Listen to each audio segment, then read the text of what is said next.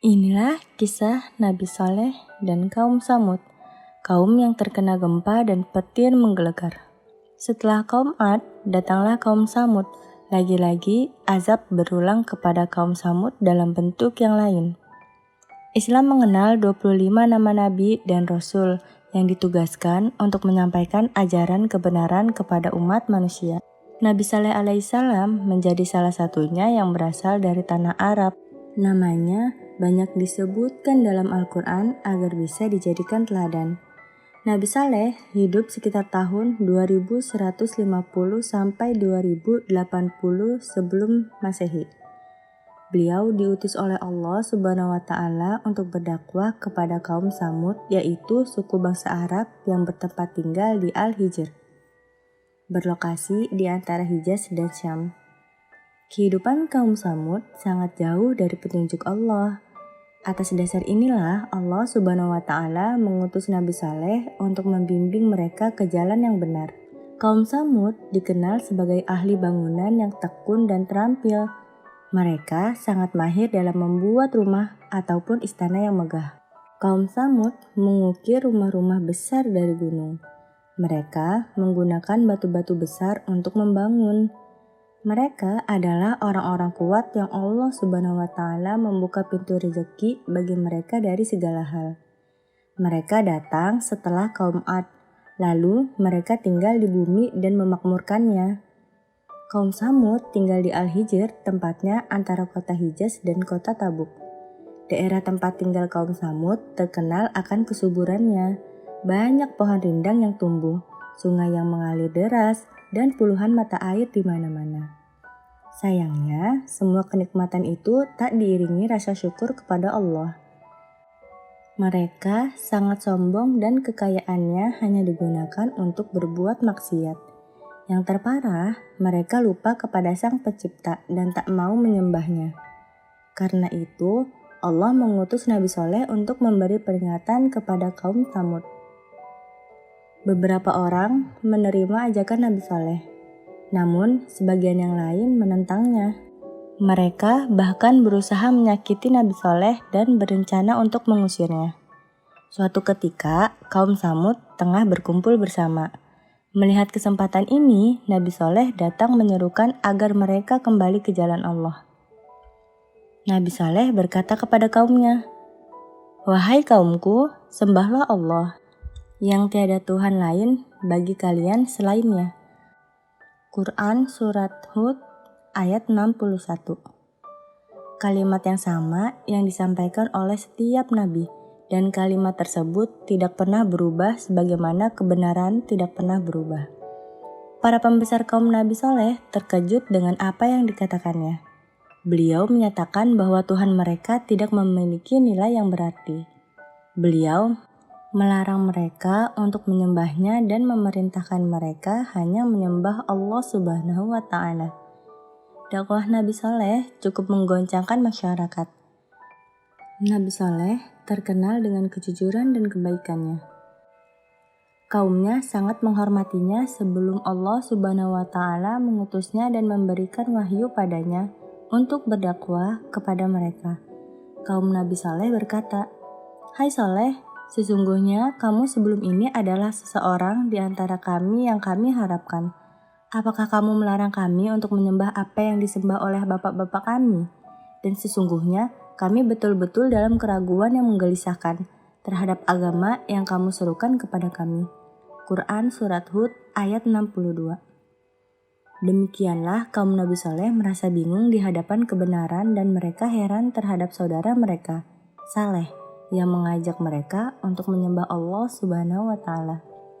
Dakwah tersebut tidak akan ditentang kecuali oleh orang-orang yang akalnya terpasung oleh pemikiran orang-orang dulu dan khayalan orang-orang tua. Meskipun dakwah Nabi Saleh disampaikan dengan penuh ketulusan, namun kaumnya tidak mempercayainya.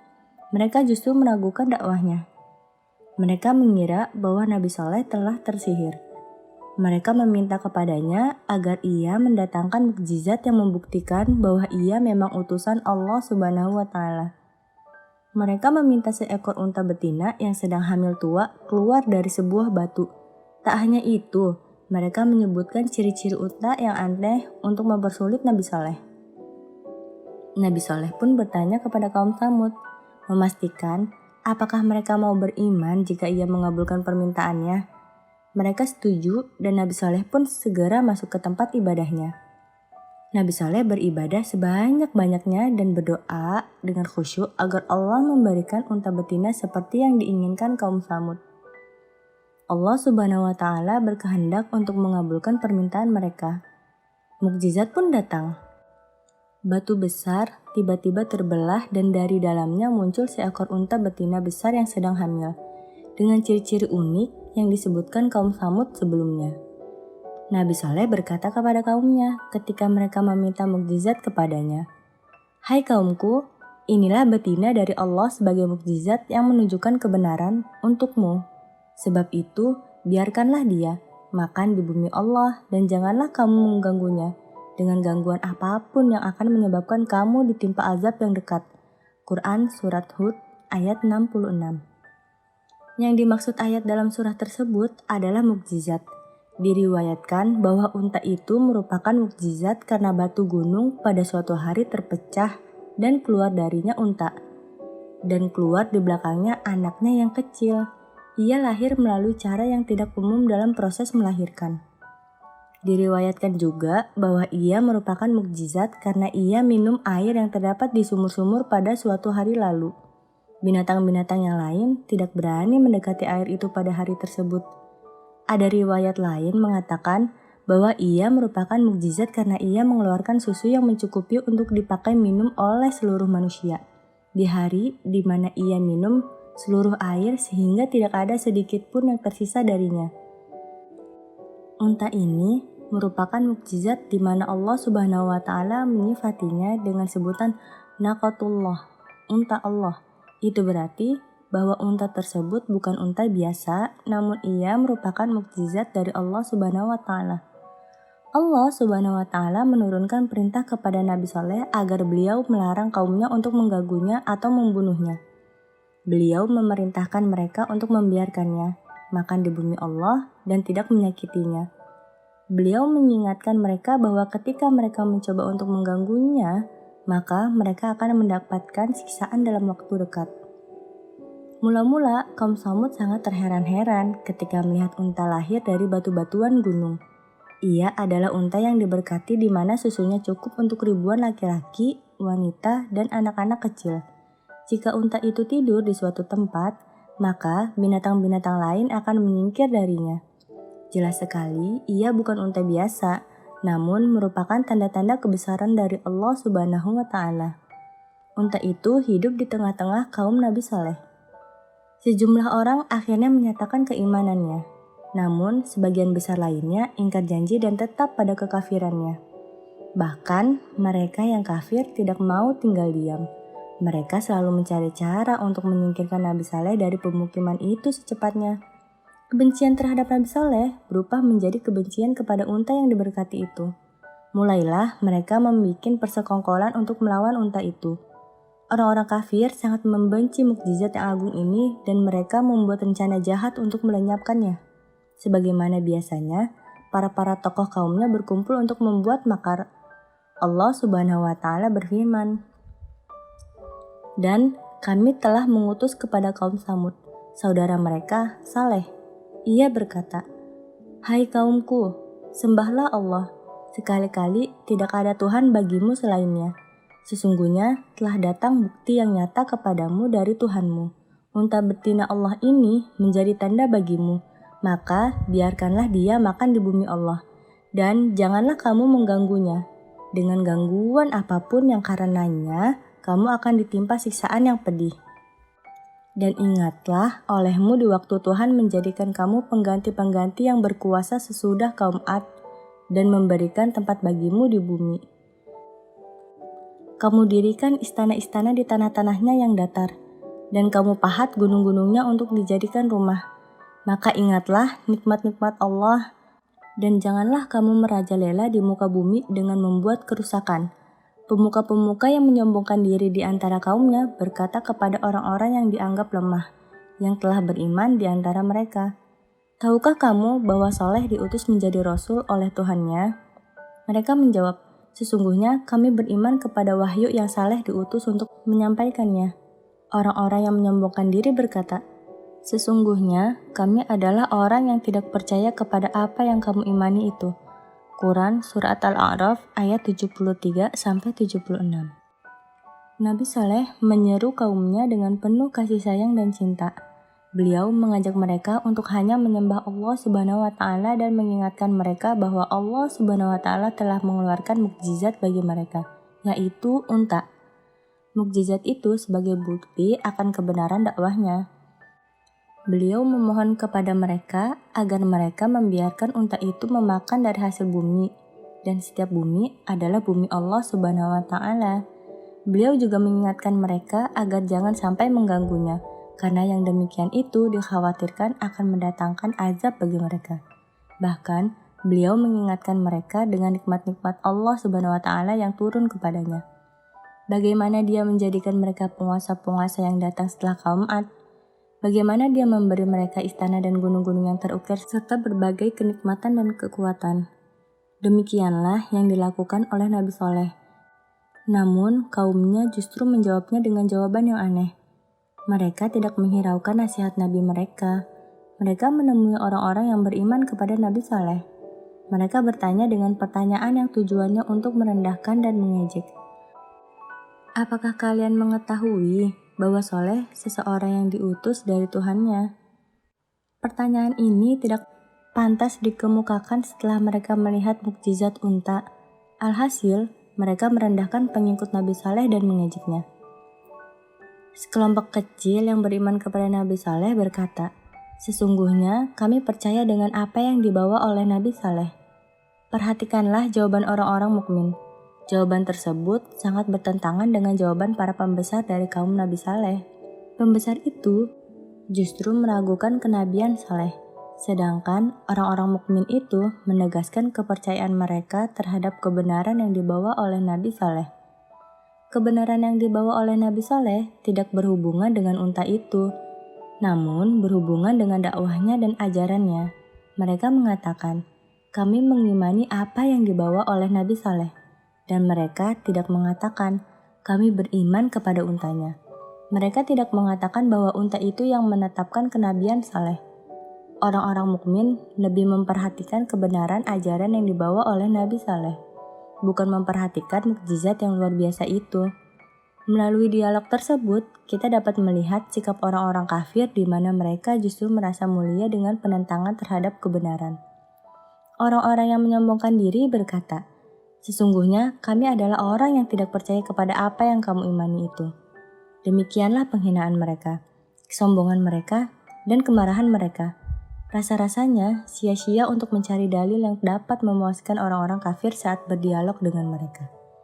Mereka selalu menolak kebenaran, padahal mereka orang-orang yang merdeka dalam memilih kebenaran itu.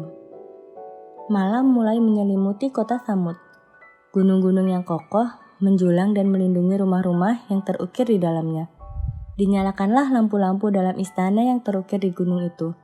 Gelas-gelas minuman diputarkan di antara mereka. Tidak ada seorang pun dari tokoh-tokoh kaum yang tidak hadir di pertemuan penting itu. Dimulailah pertemuan dan terjadilah dialog.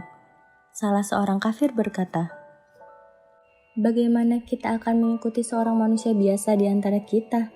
Sungguh, kalau begitu, kita benar-benar telah sesat dan gila. Quran Surat Al-Qamar ayat 24. Sementara yang lain menjawab, apakah wahyu itu diturunkan kepadanya di antara kita? Sebenarnya, dia adalah seorang yang amat pendusta lagi sombong. Quran Surat Al-Qamar ayat 25. Gelas-gelas minuman kembali berputar di antara mereka. Dan pembicaraan beralih dari Saleh ke unta Allah Subhanahu wa Ta'ala. Salah seorang kafir berkata, jika datang musim panas, maka unta itu mendatangi lembah yang dingin, sehingga binatang-binatang ternak yang lain lari darinya dan kepanasan. Seorang kafir lagi berkata, jika datang musim dingin, unta itu mencari tempat penghangat, lalu ia istirahat di situ sehingga binatang-binatang ternak kita lari darinya, dan menuju tempat yang dingin sehingga terancam kematian. Gelas-gelas minuman kembali diputar dan bergoyang di tangan orang-orang yang meminum. Salah seorang yang duduk memerintahkan agar perempuan yang menyanyi berhenti dari nyanyiannya, karena ia sedang berpikir. Kemudian, kesunyian menghantui segala penjuru. Orang-orang itu mulai berpikir sambil meminum 2 gelas minuman keras. Dan dengan suara pelan, ia berkata, "Hanya ada satu cara." Orang-orang yang duduk di sekitarnya bertanya, "Bagaimana jalan keluarnya?" Tokoh mereka berkata, "Kita harus melenyapkan Saleh dari jalan kita. Yang saya maksud adalah untanya. Kita harus membunuh untanya, dan setelah itu kita akan membunuh Saleh." Demikianlah cara yang dilakukan orang-orang yang kafir sepanjang sejarah. Demikianlah senjata yang digunakan oleh mereka dalam menghadapi kebenaran. Mereka tidak menggunakan akal sehat atau adu argumentasi, tapi mereka justru menggunakan kekuatan fisik. Bagi mereka, ini adalah cara yang paling aman. Pembunuhan akan menyelesaikan masalah. Namun, salah seorang di antara mereka berkata, "Bukankah Saleh mengingatkan kita akan ada azab yang keras jika kita sampai menyakiti unta itu?" Namun, orang-orang yang duduk di majelis itu segera memadamkan suara orang itu dengan 2 gelas arak. Kemudian, percakapan dimulai tentang Saleh. Berapa kali kita putus asa dan dibuat kecewa olehnya. Sebaik-baik jalan adalah membunuhnya. Mula-mula, kita membunuh untanya. Setelah itu, kita akan menghabisi Saleh. Namun, siapa gerangan yang berani membunuhnya? Pertanyaan itu menciptakan keheningan di antara mereka. Setelah beberapa saat, salah seorang mereka mengangkat suara.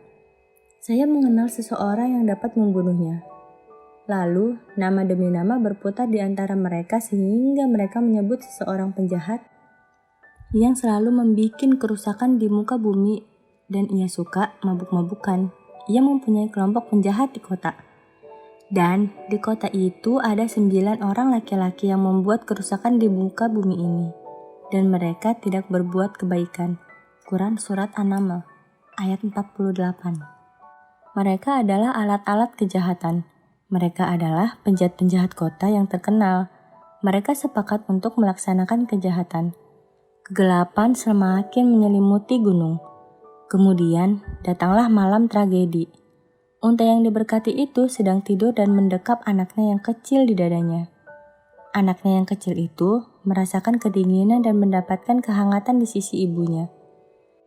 9 orang penjahat tersebut telah menyiapkan senjata mereka, pedang mereka, dan tombak mereka. Mereka keluar di kegelapan malam, dan pemimpin mereka banyak minum khamar, sehingga ia hampir tidak melihat apa yang ada di depannya. Maka mereka memanggil kawannya, lalu kawannya menangkap unta itu dan membunuhnya. Quran Surat Al-Qamar ayat 29. 9 laki-laki itu menyerang unta itu. Lalu ia bangkit dan bangunlah anaknya dalam keadaan takut. Akhirnya darah unta itu terkucur dan anaknya pun terbunuh. Nabi Saleh mengetahui apa yang terjadi. Lalu beliau keluar dalam keadaan marah untuk menemui kaumnya.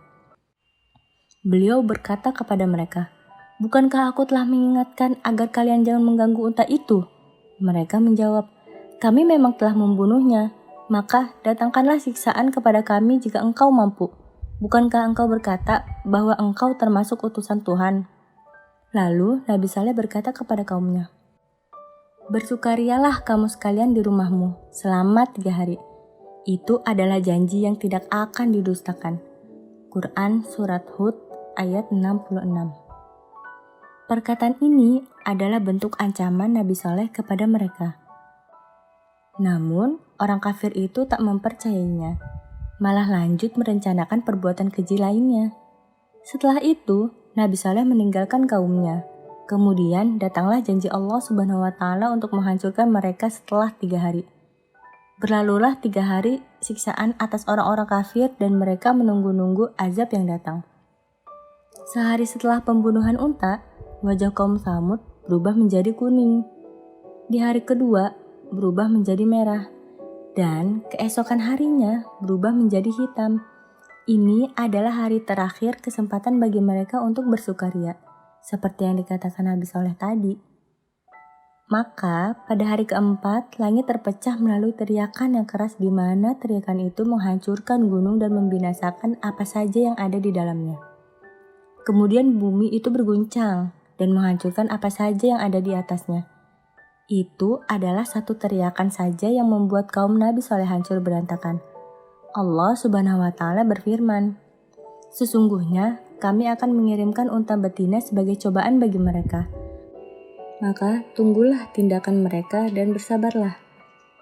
Dan beritakanlah kepada mereka bahwa sesungguhnya air itu terbagi antara mereka dengan unta betina itu. Tiap-tiap giliran, minum dihadiri oleh yang punya giliran. Maka mereka memanggil kawannya. Lalu kawannya menangkap unta itu dan membunuhnya. Alangkah dahsyatnya azabku dan ancaman-ancamanku. Sesungguhnya kami menimpakan atas mereka satu suara yang keras mengguntur. Maka jadilah mereka seperti rumput-rumput kering yang dikumpulkan oleh yang punya kandang binatang." Quran Surat Al-Qamar ayat 27-31. Mereka hancur semua sebelum mengetahui apa yang terjadi.